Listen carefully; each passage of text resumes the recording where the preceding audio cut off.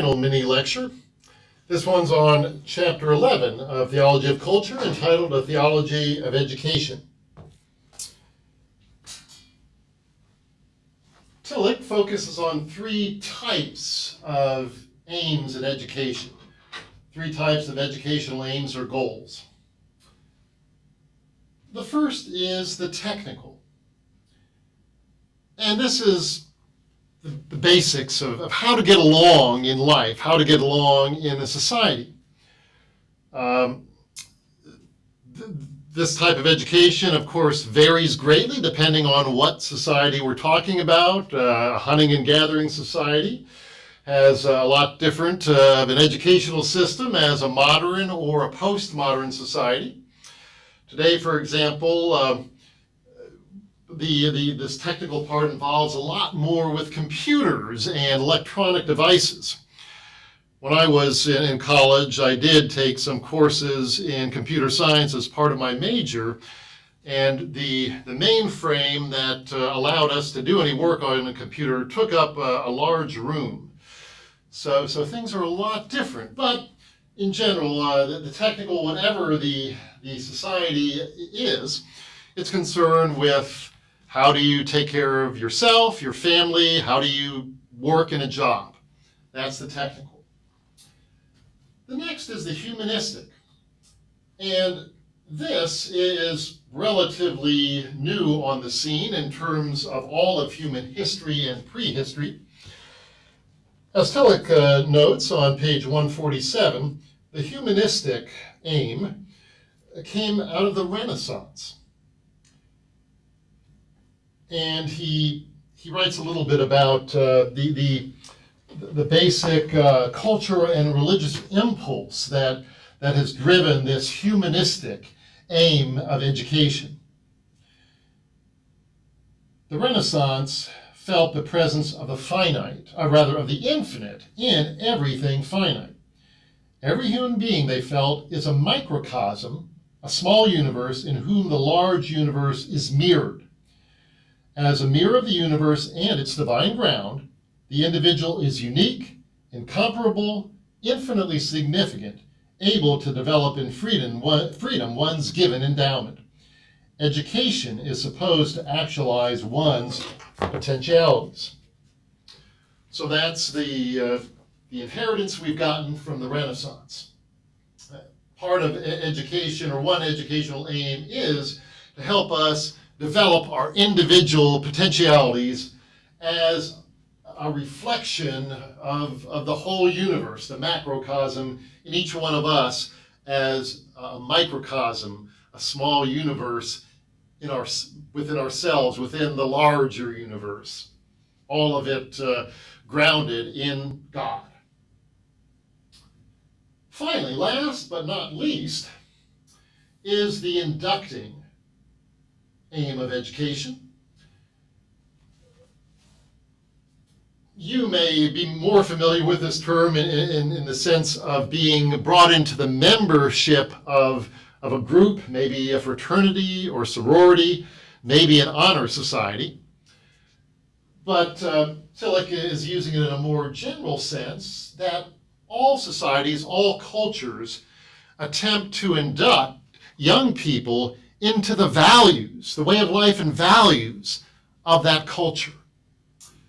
So it has a lot to do with the tradition, the values, the traditional values of a culture. And Tillich says that the first and third of these aims, the technical and the inducting, were dominant in human life from prehistory through the Middle Ages. Right? And then along comes the Renaissance and brings this number two, the second one, humanistic, into the mix. Tillich goes on to say that modern education, kind of going to the 18th century and beyond, involved a continuation of this humanistic ideal of the Renaissance. And it represented, Tillich says, a rebellion against the the emphasis on the group inducting the individual. As modern people, we get to develop our own individual capabilities, think for ourselves, so forth and so on. Tillich does note that in modern education, especially at first, this ideal that was the people that were encouraged to develop their individual capabilities were, of course, the nobility and the bourgeoisie, not just, not the working class folks or the peasants. Then, as the modern period moved on, in the 19th century, the 1800s, the 1800s, and the 20th century, the 1900s, the first one dominates. The technological,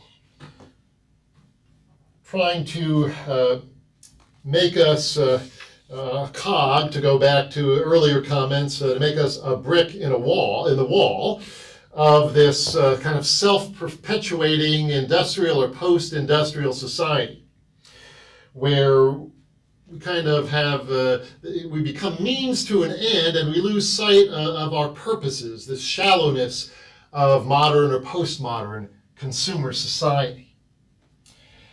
He does note an interesting difference, and maybe some of you as young folks, many of you are younger folks, I know some of you are non-traditional students as well, but especially some of you more traditional age students may relate to this.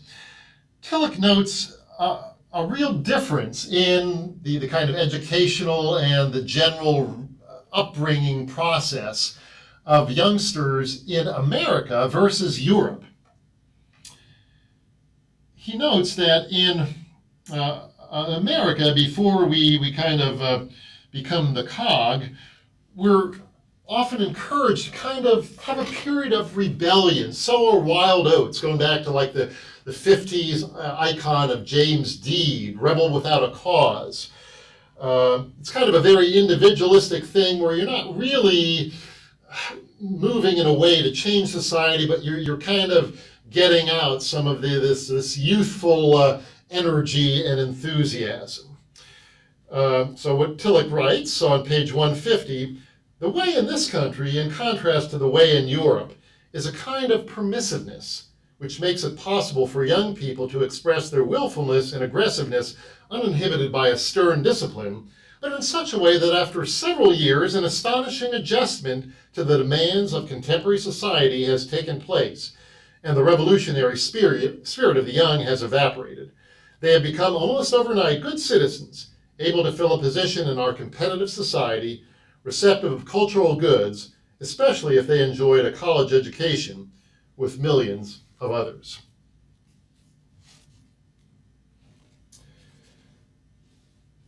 Note also that idea of the cultural goods.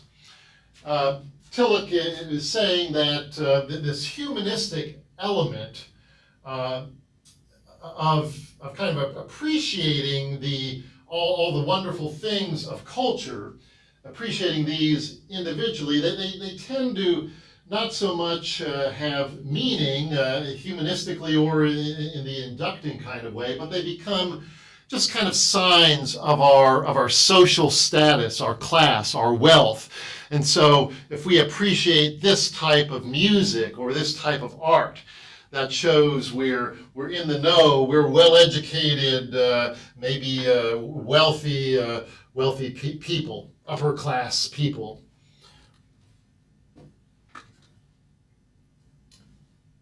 And Tillich does see a real loss in the relative weakness and downplaying of this inducting element of education in modern society.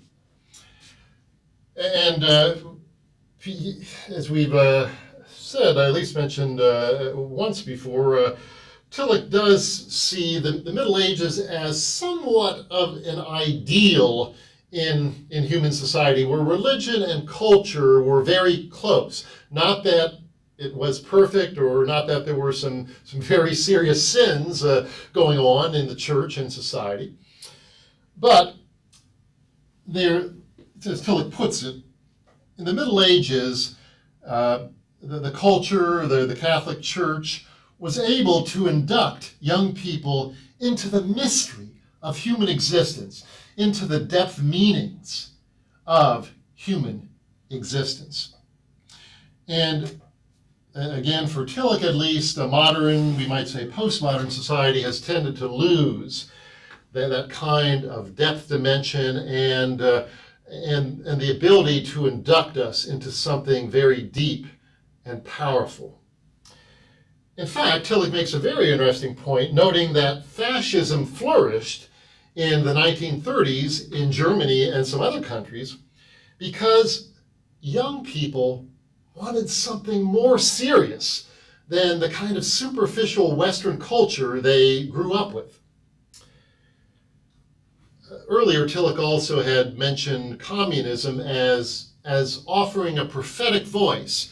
And he's saying that both fascism and communism sense the shallowness of modern Western industrial consumer society and tried to provide something, get in touch with something deeper, but rather than finding something truly ultimate or divine, they made the object of their ultimate concern something very idolatrous, demonic, very destructive. But they fed into the desire of many people, especially many young people, for something very deep and serious. Now, since all of this is taking place in the context of a modern or postmodern university, the University of North Carolina at Pembroke, I want to say a little bit about my own understanding of how a university or college education should actually take in all of these educational aims. And I know I do try to bring in all of these in my teaching, in my classes, and I know that most of my colleagues here at the UNC Pembroke and other universities also try to give a good balance and give you a good measure, a good dose of all of these. The technical, yes, we want you to be able to get a good job, a decent job, a job that's fulfilling, as well as gets enough money so you can live a comfortable life with yourself and your families. And this doesn't always involve necessarily being trained for a particular profession like nursing, although it might. But it enables you to be people who are able to read and think creatively, intelligently, to express yourself, to work collaboratively, all of those good things that are important in most jobs today, because particular jobs and vocations change all the time with change, the great fast-paced change in technology we see almost every day. So yeah, we do want you to be ready to be in the work world and to manage in your families and groups. We also very much want to be part of this Renaissance and modern humanistic tradition in which we recognize that you are gifted individuals with great potentiality, and we try to help you to be able to think for yourselves, to think critically about everything you experience, to be able, when the circumstances call for it, to critically engage what advertisers are trying to do, what is going on in the workplace, in politics, and so on and so forth. But finally, I also see our role as professors having a major inducting component, a major concern with tradition. Yes, to know something about the most important ideas and cultural products, the art and music of Western culture and also other cultures.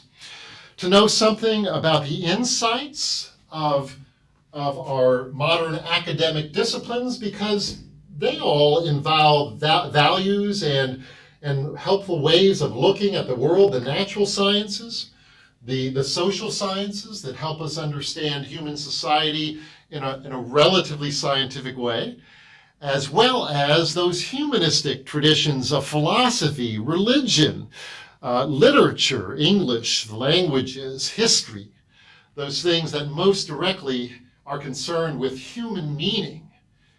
Hopefully, in this course and in other courses I teach and my colleagues teach, you're getting also a good measure of that induction into the most important traditions and values of our culture. Okay, well, this chapter is not focused on the university, though, because that is our focus in a sense. I wanted to get a word in there on that. But of course, this chapter is a theology of education, and Tillich is especially concerned with Christianity and the church school or Sunday school. And he notes that there can be a real problem for Christian education these days because the church is very much in many ways separated from the wider culture, the media culture. And so there can be a good bit of skepticism among young people and among a lot of people who are not already in the church about what's the meaning, what's the value of religion, what's the value of Christianity. And Tillich says for church schools and teachers and the young people in the church school, there's a couple things we need to be doing if we are involved in the church. Number one is to find existentially important questions. That is, as human beings, even fairly young children will have some questions about where did I come from? Maybe where did God come from? What's it all about? What's the meaning of life? They might not put it in those terms, but those existentially important questions are already with us as human beings who have language, who think. And so we can help bring to consciousness and fuller expression these questions that children and teenagers and young adults have. And because we do have this modern scientific and humanistic and critical tradition, we're sometimes going to have some radical questions about all kinds of things, including our faith. In this case, we're talking about Christianity as Tillich's faith, and it would be the faith of myself and many of us. How do we deal with the skepticism, with the doubts we sometimes have? Well, Tillich writes that faith, when it's understood in its best light, when it's realized, when it's lived out in its best form, it actually involves a couple of these educational aims. It, of course, does involve the inducting, trying to bring us the values, the Christian tradition, trying to get us in touch with the power, the deep power of its symbols for expressing God, the divine, the depth dimension. Until it does note that from the time children, even infants, are very young, we need to be inducting them into the tradition. We can't just wait until they're able to put questions into words or put rituals and what we do if we are members of a church. We need to be inducting them even before they can speak or speak much. He does make an important point near the top of 156. If we do not, or I'll start actually on the bottom of 155. If you do not impress the religious symbols on the receptive minds of young children, they will experience the full power of the religious symbols only in the rare event of a late conversion. One should not allow a religiously empty space in children up to the moment in which they can fully understand the meaning of the symbols. Nobody can say exactly how much or how little a young child takes from a ritual act into one's unconsciousness, even if one understands almost nothing of it. Here, the church school and its inducting type of religious education have a decisive function. It opens up the subconscious levels of the children for the ultimate mystery of being. Then the other part is that true faith for Tillich, deep faith, faith that's able and willing to risk, faith that has courage to actually face the sufferings, the questions, the difficulties of life, takes in doubt. It takes in the humanistic tradition of being able to question as a unique individual. How does this pertain to me? How does this make sense to me? So doubt is not ideally, in the deepest faith, doubt is not something that we oppose to faith and just repress or try to get rid of, but we take in the doubt within the larger experience of faith, within a larger connection with the divine, with that depth dimension, with God. And how is that accomplished in terms of the relatively concrete? Well, Tillich tells us here's the trick. It's to get beyond literalism, to transform a literalism that takes the language and the symbols of the Christian faith, or we might say any religious faith. It takes them literally and makes God or the divine just the highest being who's separated from everything else. No, we need to get beyond and transform our experience in the Sunday school, in religious education more generally, in culture and religion more generally. We need to get beyond the literalism, but at the same time not destroy the deep symbolic power of the language of faith, the symbols of faith. And Tillich says that is the trick, not just for the church school, but for the relationship between Christianity and culture more generally. And we might say, going back to the main terms we've been using throughout this term, the relationship between religion and culture more generally. The end.